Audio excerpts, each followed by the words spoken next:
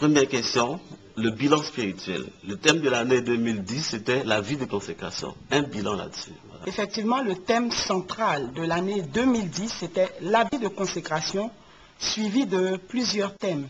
Par rapport à ce thème, et je peux dire qu'il y a eu quand même un bilan aussi positif. Parce que beaucoup de personnes quand même ont suivi, ont eu une vie de consécration.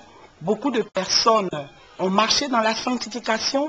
Beaucoup de personnes ont pris l'engagement de fuir le péché, de changer d'attitude, de changer de comportement. Et je crois qu'avec ça, on peut déjà rendre gloire à Dieu. Chaque 2 mois, nous avons eu des baptêmes, nous avons eu des mariages, nous avons eu des couples qui ont vécu cette joie d'enfantement. Nous pouvons parler aussi des retraites des femmes, les 4 retraites des femmes qui ont eu lieu, et surtout la dernière, qui nous a un peu fatigués parce qu'on ne pensait pas pouvoir faire la retraite. Par rapport à la situation du pays, cette retraite a eu quand même lieu. Et je crois que Dieu nous a fait grâce. Nous avons eu les journées des femmes de Sion. Nous avons eu beaucoup de fidèles. Nous avons augmenté. Nous avons augmenté en nombre.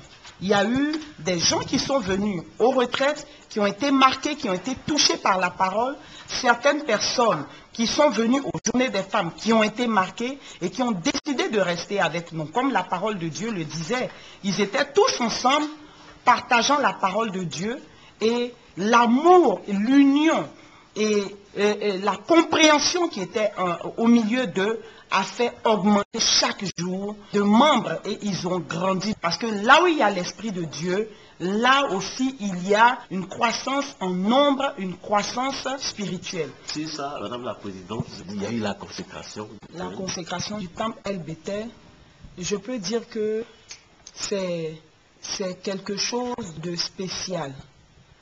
Ce moment ne peut pas se raconter.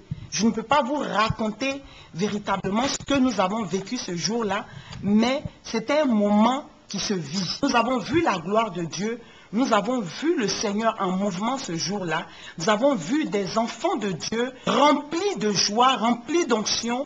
Et ce qui m'a marqué, c'est la présence des serviteurs de Dieu à cette consécration. Il y a eu beaucoup de serviteurs de Dieu qui sont venus d'ailleurs, de l'extérieur.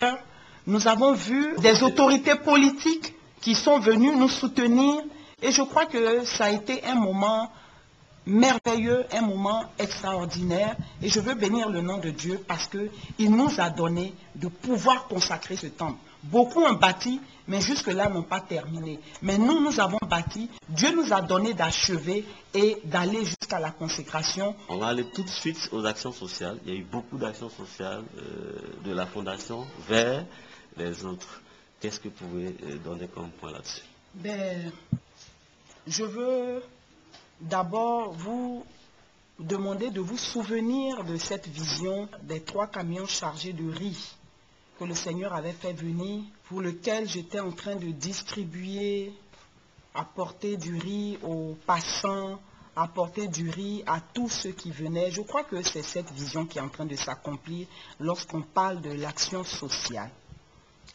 Et pour moi, l'action sociale en 2010 a été vraiment quelque chose de grand, de fort, quelque chose de puissant parce que nous avons obéi à la parole de Dieu, nous avons obéi à quelque chose qui a réjoui le cœur de Dieu. Pour parler premièrement de notre première sortie, première action sociale à Gobelé. Ça a été un moment très fort.